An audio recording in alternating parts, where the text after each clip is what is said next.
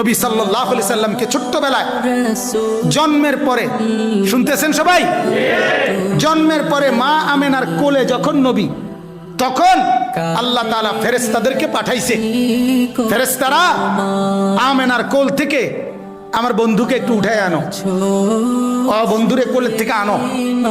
আনার পরে ফেরেশতারা আল্লাহ তাআলা বলেন তুফু বিহি মাশারিকাল আরদি ওয়া মাগারিবাহা।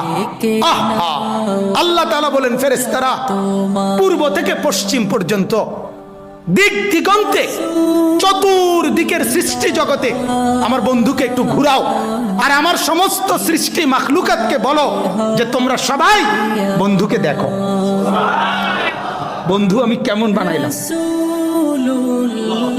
বন্ধু আমি কেমন বানাইলাম।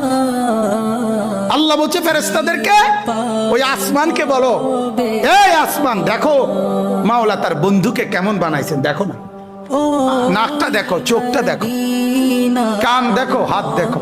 ছোট বাচ্চা জন্ম নিলে মানুষ সবাই কোলে নিয়ে দেখায় না, দেখলেই মানুষ একবারে তার বাবার মতো, ঠিক না, একবারে তার মার মতো, আরে নাকটাতে পুরো তার নানির মতো, ঠিক না, কানটাতে একবারে তার বড় ভাইয়ের মতো, বলে কি না, আমার বাচ্চাকে দেখে কিনা।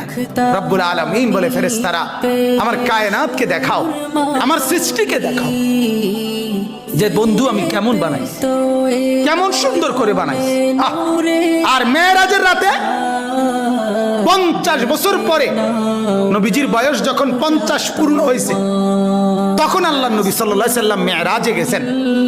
মেরাজে আল্লাহ তাআলা নবীজি সাল্লাল্লাহু আলাইহি সাল্লামকে আরশে আজিমের উপরে দাঁড় করাইছেন, এমন জায়গায় যেই জায়গার উপরে আর কোনো সৃষ্টি নাই, আর কোনো মাখলুক নাই, সবকিছু নবী পাকের কদম মোবারকের নিচে, উপরে শুধু একজনই আছে নবীজির উপরে, তিনি আল্লাহ।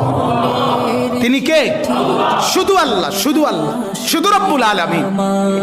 ওইখানে দাঁড় করাইয়া আল্লাহ তাআলা নবীকে বলছে মেরাজের রাতে একেবারে আরশে আজিমের উপরে দাঁড় করিয়ে, বন্ধু আপনি কি মনে আছে সেই কথা, ছোট্টবেলায় আপনি যখন কোলে ছিলেন, আপনারে ঘুরাইয়া ফেরেশতা করে দিয়া সব সৃষ্টি জগৎকে বলছিলাম তোমরা আমার বন্ধুকে দেখো, বন্ধু আমি কেমন বানাইছি।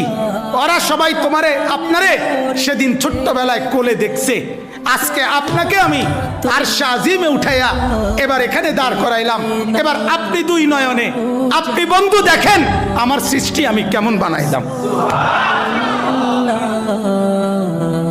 আল্লাহু আকবার।